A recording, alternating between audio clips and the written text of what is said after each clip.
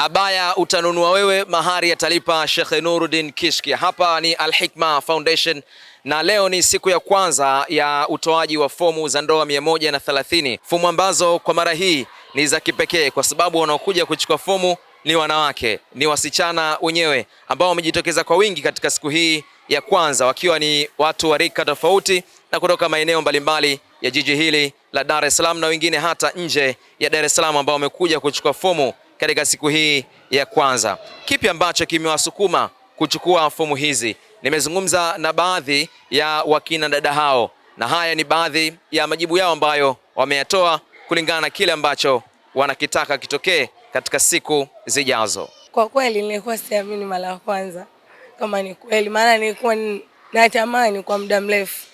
Kilichonivutia hapa kwamba wamezingatia nusu ya dini ya Uislamu, kwamba maana kitu cha mahari ni kitu kikubwa sana. Kwa mimi nimefurahi kwa sababu watu wengi sana ambao wanaishi hivi bila kuolewa.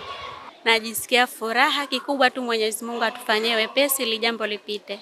Pia naomba ili jambo liendelee, lisishie hapa, kwa sababu ni wengi sana wanahitaji nusura ila wanashindwa kutokana na changamoto ya mahari. Kwa sababu kuna watu wengi wanatamani ili jambo lakini wanashindwa. Mimi mwenyewe nimefurahi kufika hapa kwa sababu sikutegemea na sikuwaza kama nitakuja kufika sehemu hii. Kusikia kwamba mwanamke anakuja kumchukulia fomu mwanaume, maneno yamekuwa mengi sana huko mtaani. Kwako wewe imekugusa kwa lolote? Mimi nimependa kwa sababu wanaume wao wanakuwa wagumu na huwezi kujua akaja akamchukulia nani. Kwanza mimi naona kama tumeheshimishwa wanawake. Kwa nini kila siku wanaume?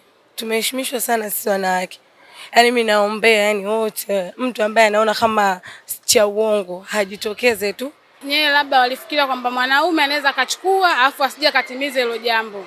Lakini wameamua kuchagua safari hii wanawake kwa sababu anajua mwanamke ni mtu ambaye yupo kwenye msimamo na anachokitaka anakifanya. Yeye mwenyewe anatamani, sema ndio ilikuwa anashindwa hiko. Kuhusu mahari ilikuwa ni shida.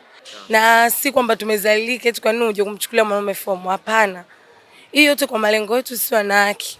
Mimi naona kawaida tu. Nimelichukulia kawaida tu. Wewe unataka abaya mahari alipakisha? Mahari huko tunajuana. Sitaki abaya.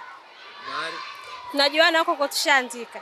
Nipo nje ya chumba hiki ambacho ndicho chumba cha kuchukulia fomu hapa Al Hikma Foundation, fomu za ndoa 130 ambazo leo ndio kwanza siku ya kwanza zikiwa zimeanza kutolewa, na zoezi hili kumbuka ya kwamba linakwenda kwa takriban mwezi mzima. Kwa hiyo wewe mwanamke, wewe msichana ambaye unataka kuja kumchukulia fomu mume wako mtarajiwa, bado fursa ipo wazi na bado muda unao mrefu sana. Kwa niaba ya Abdul Karim Abdurrahman, Ahmed Kimamba pamoja na Abdul Shakur, mimi ni Khalid Omar wa Kishki TV. Hakika tutaendelea kukupa kila nukta ambazo zitakuwa zinajiongea kutokana na tukio hili kubwa zaidi la Al Hikma Foundation.